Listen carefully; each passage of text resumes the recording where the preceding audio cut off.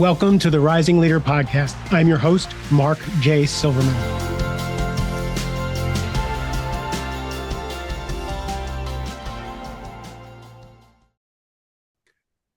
So I think I've talked about this before. I get probably 8 to 10 requests to be on the podcast per week. And I sift through some amazing people. One of the problems for me is we all in the leadership space seem to be talking about the same thing. When I'm on about 50 podcasts a year, and I worry that I'm talking about the same thing over and over again. So to have someone on the show that's sent to me from unsolicited, there really has to be something special or a little bit different, or a subject that we've talked about that I think the person I'm inviting on has a different perspective on. And I think I found someone super special to share with you today. Andrea Wanerstrand is a seasoned leadership strategist, executive coach, and founder of A3 Culture Lab. With over 25 years of experience inside global giants like Microsoft, Meta, T-Mobile, and Hitachi, she helps leaders shift from burnout to bold influence through her Mindset Maven Method and A3 philosophy, which is authentic, autonomous, and accountable. Andrea has designed programs that have impacted leaders from more than 100 countries. She blends neuroscience, behavioral strategy, and sharp business insight to drive powerful cultural change. Her work enables organizations to build high-performing, human-centric workplaces where people truly thrive. Andrea, thank you for being on the show. Hey, Mark, it's great to be here. I'm excited for our discussion. Before we turn on the mic, we talked about some of the companies that you worked in and some of the things that you've done that are really, really impactful. Can you share what you talked about with the performance reviews and stuff that you were just talking about before we turned on the mic?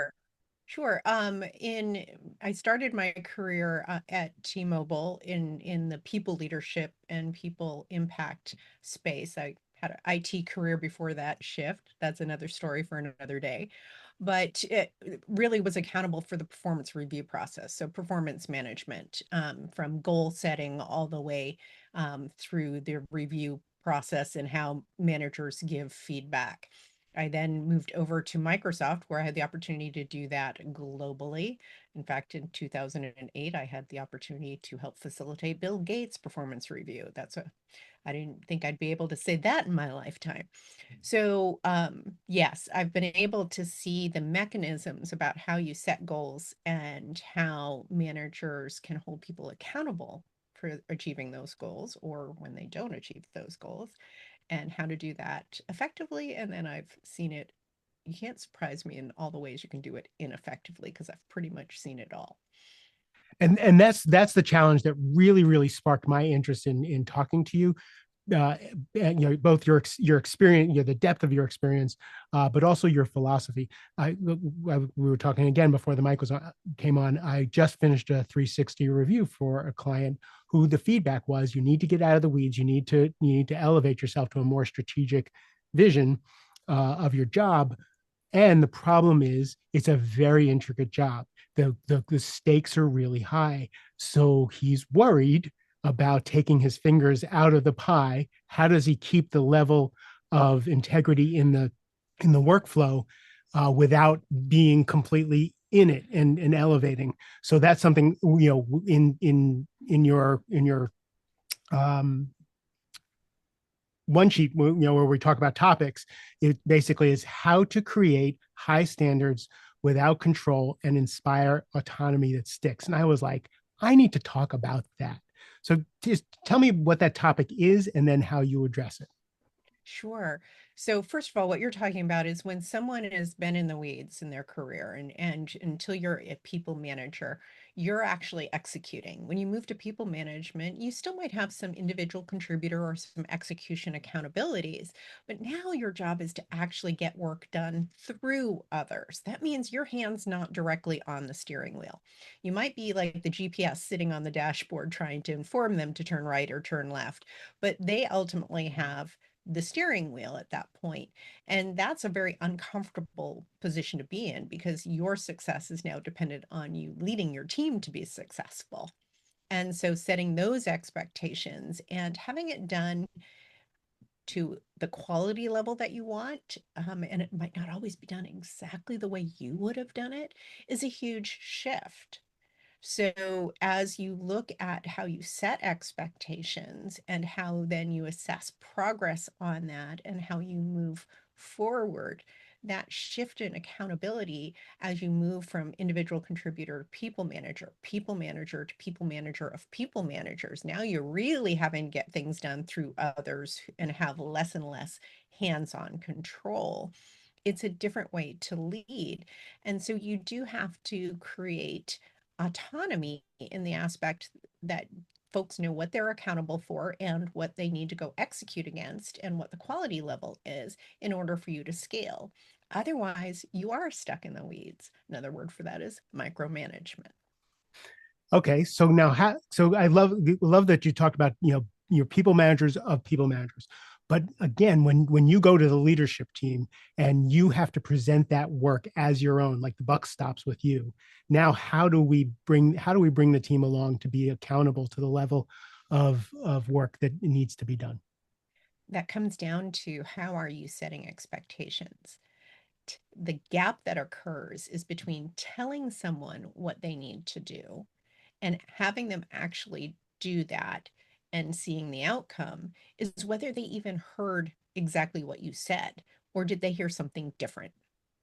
So, how do you get ahead of that and validate so that you know the guidance or the expectations that you're setting with anyone on your team or in a cross collaboration is comprehended before execution starts happening? Then, during execution, as it's happening, validating that it's occurring to the expectation, and then assessing post. There's ways to do that where you ask them, questions for comprehension. And you don't say, do you understand what I said? You say, what are your thoughts on how you're going to go about this? You ask them for insights so that they feel that they are now, you've given the expectation, you hand over the reins and you have them tell you in no uncertain terms, this is how I'm going to go about it. This is how I'm thinking about it. This is my plan, right? And then you ask them for options. You stay curious and you inquire and you do that validation, because if we just tell people what to do, they walk off and you think they've comprehended but you Mhm. haven't validated, you're going to end up more often than not with something slightly or drastically different than what you asked for in the first place. So talk about that validation. How do you validate what? Yeah, sure. If you're asking me to do something and you have a certain outcome that you want, literally asking, so Andrea, how are you going to go? What's your plan? I want to make sure that I've been clear. You take the onus on you. It's not about, Mhm. did you comprehend me? Did I explain this in a way that makes sense? Um, how will we know we're moving towards the right direction? What are your thoughts about what are like the key milestones in order for us to get to this? Mhm. So you start breaking it down to see if they're thinking in a way that is aligned with what you're thinking. And if they're not, this is the moment you double down and you get curious and go, huh, I hadn't thought of it that way. Tell me more about how you think that's going to work. So you stay in curiosity just to understand their thinking. And then you can course correct and go, well, that's really interesting. But I was also thinking about X, Y, and Z that might impact this. What are your thoughts on that?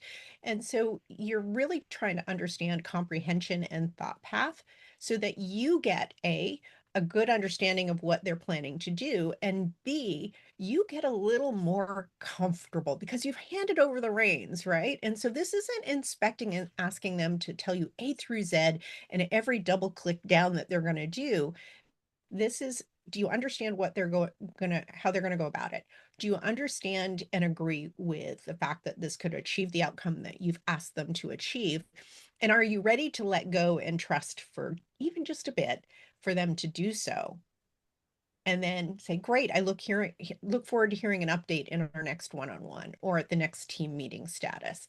But you're setting expectations. If you just didn't do any of that curiosity, any of that Mhm. validation, and you just tell them, they could go all over the different pathways And yes, they might get there in the end, but are you going to be satisfied? And when you don't know exactly how things are going to go, that's when your own uncertainty, your own discomfort starts raising. And it's harder to move from that execution to leading through others enough, because that's just change, and change is discomfort. No one's comfortable in change because growth happens in the discomfort. And it might be a small discomfort, but you can make it bigger in sitting in the unknown, because you're going to try to fill Sure. in the blanks yourself. Oh, do they understand this? Are they going to do it? What are they going to do? So that clarity, that open communication, the curiosity, and that validation step is what the most successful high performing teams leaders do in order to know in their gut, right? In like one of the third brain, they know in their gut that they're going to actually achieve what's necessary, and they can trust their intuition with the individual and like look forward to the next conversation for the validation. But otherwise, you just tell them what to do. Then you're sitting there wondering, oh, did they understand it? Like you start like going through, what if they don't hit it? And so those critical moments when you've got to go stand up and represent the team's work. And yes, buck might stop with you, but I would encourage all leaders that it's the whole team that got you there, but you're the face of it. Right. Do yourself the favor and do the validation up front. So the eloquence with which you stayed curious and got the information you wanted through curiosity versus this is the way it needs to be. Can you repeat back to me? This is the way it needs to be. So I know you understand it. And the way you kind of uh, um, brought it along with the curiosity, asking questions, and the language that you use. Why is that important? That's the difference between command and control versus autonomy. So when you're prescribing every step that needs to be done, that's micromanagement. You're actually not stepping to that next level. You're just executing with somebody else's hands rather than leading through others to achieve the execution and creating autonomy. And it there's another fine edge here though, Mark, is if you say you stay curious, but then they have to check in with you like every day, every week, and give you an update, you're creating an over dependent team. They won't go forward until Mark says yes, as Mm-hmm. an example, right? So autonomy takes this aspect where they know that they're going to be held accountable for the outcome. They also know that accountability isn't just about when you mess up. It's also they get the praise too. They get the Mm-hmm. kudos. They get the win as part of the team. And so keeping them accountable and not waiting for the constant, okay, yes, go forward to the next step, go forward to the next step, and moving out of that command and control prescription into true autonomy is the edge that actually makes you and the team more scalable and keeps people out of fight or flight. When we are like, oh, did I get the approval? Our brains literally cannot, the neuroscience cannot process innovation, creativity, and the response mechanisms to be nimble, excuse me, on our feet that you want your team to be. So if you're sitting there prescribing, they're going to be overthinking, like, okay, what was the next step he said I needed to do? What was the next step after that? And even if they wrote it all down or they had their AI note taker take step by step for them, it's going to be so tightly wound that you're not going to get the scalability. So if you want to beat it, the market in today's environment, autonomy is the way. And that's only going to happen with you showing up as an authentic leader. And that accountability and autonomy work hand in hand. But I do not prescribe to the fake it till you make it. Because when you're trying to fake it and when shit hits the fan, excuse my language, you're just not going to be nimble enough for yourself to navigate that in a way that goes, okay, I own this. I got to take it for the team. I've got to move things forward. And the team's not going to trust you. So authenticity is not oversharing everything about you. I don't prescribe to the whole bring your whole self to work, bring your authentic self to work, be genuine, be kind with courageous conversation, be consistent in your presence. So if they bring you a problem, they're not waiting for the proverbial axe to fall. They know that you're going to be creative with them. You're going to try to problem solve it. Yes, you're going to hold them accountable and there might be consequences, but you're there in a consistent pattern. That's what authenticity, and that's the key in the three A's is the authenticity, then enables the autonomy, that enables the accountability. And it's a cycle that works together. And so that there's no fear and it's human centric. Your explanation of authenticity in the workplace was beautiful. Again, eloquent. So I'm curious, how how do you decide? How do you set up checkpoints? How do you do that effectively? Um, the best way to set up a checkpoint with your team is to ask them to bring it to you, right? So it versus you saying every Friday at 4 p.m. I'm going to hear an output from you and I want to read out, right? You create an environment where they keep you abreast at the level that you need in order for you to communicate on behalf of the team, as well as them to know that you've got their back, that you're supportive. Autonomy does not mean abandonment, right? It's Right. like, here you go get it done. It means that you know that they've got it and that they're going to take care of it, but you're there as support. You're there to elevate the success. You're there to, cheer them on and maybe mentor and share the scars, if you will, if necessary, when they're feeling a little uncertain. You're there as coach and you're there to lead them forward. So having your team say, okay, you ask them, when would be a great time for you to give me an update on what's happening next or how it's going? And they say, oh, a week from Friday. Great, let's get it on the calendar. Versus you prescribing. So the same thing's still occurring in the aspect that you are going to chat. But if you ask them and get them involved in the process, you're going to have some insights. If they really don't want to do it, that should tell you something too, right?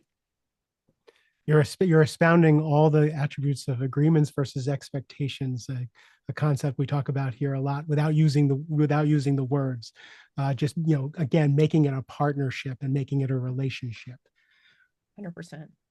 So we do a lot of personality testing when we're coaching, and different personalities deal with the stress and you know the mechanisms for delegating, for uh, creating autonomy. How do you work with the like a more of a controller and the different personalities that people bring to that, and the different fears that these different personality types bring to this kind of thing?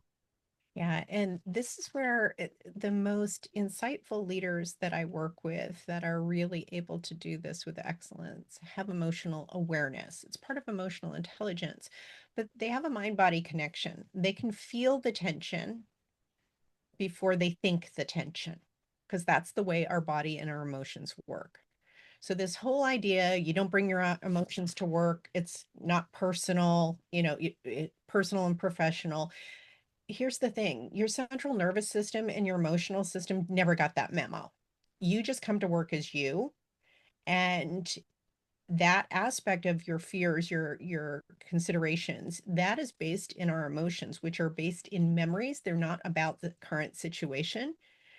And we're applying it to the current situation because it hasn't happened yet. And we are the best storytellers for horror stories in our own lives of what might happen. So the best leaders have an awareness of what's happening in their own body. Are they tense about something? What do they want to get out of an interaction? So I often ask the leaders, what do you want to get out of the interaction? How do you want them to feel after they've had this conversation with you? And they're like, I want them to have confidence. I want them to be able to know that they've got my support, et cetera. I go, okay. But if you come in there with your apprehensions and your tension, how are they going to feel? They're going to be nervous, right? Because we react to others' physical, emotional energy, even via Zoom and via Teams, because we're reading the body language and that shows up before the words ever come out of our mouth. So the whole alignment of what am I feeling? What am I nervous about? Is it justified? These self questions. And I say it just takes that 2-minute pause before you engage in an interaction. How do I want to make them feel? And how am I feeling right now? And is that going to help them feel the way I want them to feel? It's so stressful in a lot of these situations, and people feel in a lot of pressure. I love that you went here. What practices, how do you know, you don't become emotionally intelligent and grounded and centered overnight. How do you help your clients get there? Yeah, we look for patterns, right? We are repetitive beings. And how does a tension arise for you? Do you feel it in your gut? Does your chest get tight? Can you hear your heartbeat getting faster? Is your voice pitch changing? Do you lean in? What's your physicality and what are your body clues? Because they're a unique blueprint to you and you're doing them, whether you know it or not. So look for your own patterns in situations. If you have an episode, and I call them episodes because we all have episodes, you've gotten really upset, think back to when did you really realize you were upset in that moment? And were you getting a blood pressure rise? Were you getting some tension? So I work with my clients to create that mind body awareness. What's happening before I'm thinking it? And the earlier that you start seeing those signals, you can intervene. So that's that emotional awareness. The Mhm. emotions are starting to flow through the nervous system and they're going to get up to your head. And luckily, most folks are emotionally intelligent enough at the leadership level that they're not going to blurt it out, but it still might be expressed on their facial expressions. So, getting in front of that and understanding how you do it. I had one client, he was a leader in engineering for a software company, and he actually did a work back plan. He knew like 7 different body tells that would get him there, and it just amazed me, the engineering mind was at play that they were able to decipher that. So he was able to, like, he goes, I catch myself at number 3 these days versus I catch myself at number 6 or 7. So it's a progression. Mhm. Once it's been seen, it can't be unseen, is what I often tell my clients. And so you're just creating awareness, and awareness is a journey because every situation that tenses us up or makes us uncertain or is a change for us, we're learning to build confidence again to a new comfort zone. And the most confident people I know are confident that they can be comfortable in the unknown because they know that they'll get through it because they haven't had the confidence before. They might not be confident that they're going to like do it with excellence or be able to achieve it, but they know that they'll be fine. And so getting through that process and understanding how your body's reaction, how your emotions are showing up, and just getting curious of the patterns of ourselves is how we start creating that self awareness so that we can show up in a way that represents how we want to show up in the world and be consistent that way for others. That is coaching the entire human. That's so beautiful. So early in an engagement, they probably don't have that awareness. And I don't know about you, but I get a lot of people who are reactive at work. Mm-hmm. I kind of make my bread and butter of people who are super talented and a little reactive. When people are triggered and they have those episodes when they're in the middle of it, what advice do you have for people when like they got caught off guard? It's there, the blood's up, the pressure's up. What advice do you have for people? Just acknowledge it. You feel the feelings, you feel through it. You don't like bottle them up because that gets the energy's got to get out. And I often talk about if you're really upset, it's got to get out. But there's also, ever had a good belly laugh? You can't stop laughing. So the physicality of our emotions as we as humans is just something we need to acknowledge. Now, it might not always be appropriate to get it all out in front of the board or like the executive presentation or the big client discussion, but find a way to get it out. Or if you're going into something, breathing, it's something that we have to do every moment of every day, but being intentional in taking that breath in and getting it all the way to the base of our stomach and filling yourself with the oxygen and just breathing out slowly. Breath work is one of the most powerful and simple things you can do. If you want to dance in the meditation space, it is the best way to garner new energy throughout our day. that the only thing that we can do is consciousness that we can do in sleep. So it's the closest pattern. And there's different types of meditation. I, for years, couldn't get into meditation because I thought I had to clear my brain and my brain would never clear because I like to think. But you need to find what's right for you and you can work.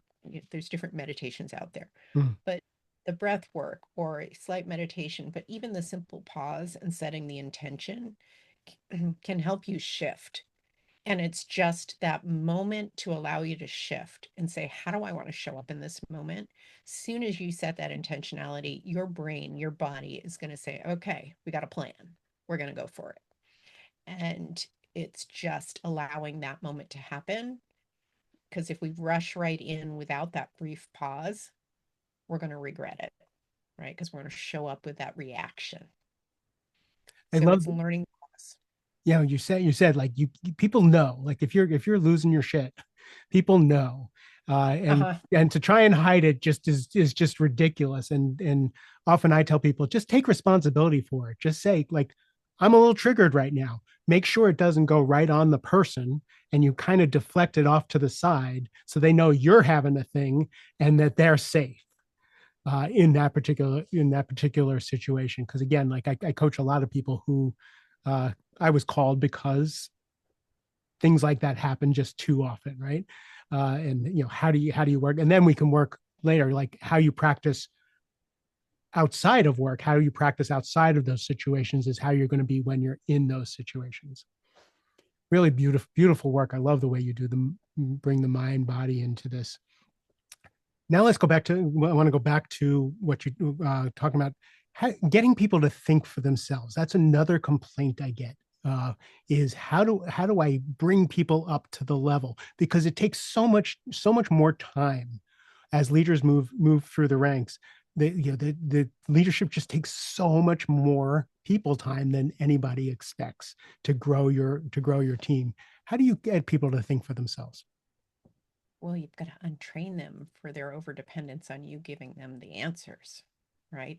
Or for there being only one right answer. So, one of the things I don't agree with is tests, right? Where you either get it right or wrong. How many times in the business world is it exactly right or wrong, right? There's a progression, there's a experimentation, and this is where the work that was done with Carol Dweck when I was at Microsoft about bringing in the growth mindset, about looking at every failure as a learning opportunity about, oh, what could be different here is important. So, getting people to quote, think for themselves, you've got to be curious and you have to stop prescribing. So, that looks like several different things. You can say, here's our objective. What are your thoughts on how we could go about achieving this? And you let them go and go and go. And a good friend of mine and a great author, Michael Bungay Stanier, he wrote The Coaching Habit. He's got this term, he goes, the awe question. And what else? And you just let them exhaust their list and you go, okay, and what else? That's one method. The other method is if they have a comprehension, if this is brand new to them and you need to teach them, right? You start building that comprehension and you give them a walkthrough or you hold their hand in some way for the first time through, and then you build confidence in the second time and the third time, and then they're flying on their own. But if you're creating an over-dependent team that they always have to come Mm. to you for answers, but you expect them to be autonomous, you've created a beast of your own making in the aspect that I've got so many leaders, they just won't go think for themselves. They won't go do it. And I go, well, do you have an expectation that they check in with you? Well, yes. And or no, but they do anyways. Okay, why is that? Get to the root cause. And so people have to unlearn. So many people say, oh, you're empowered. I've empowered and the team's autonomous. I go, no, it's not. You might have said the words, but are they truly? Mm-hmm. And what is that interaction and exchange? And you can actually flow chart it, right? If it has to come back to you in the flow chart in the process, they're not 100% autonomous. Now, maybe certain roles would be argued they can't be 100% autonomous. It depends where they are in their career, it depends on the progression, it depends on the scope and accountability. Fair. but what are you doing? It starts with you as the leader. And I often say culture is in the how we work. It's how we show up and how we play in the sandbox of life together. And it's in the how we get things done and what we put up with and what we don't put up with that defines the cultures that we work in. Michael's been on the show 3 times. He's kind of my spirit animal.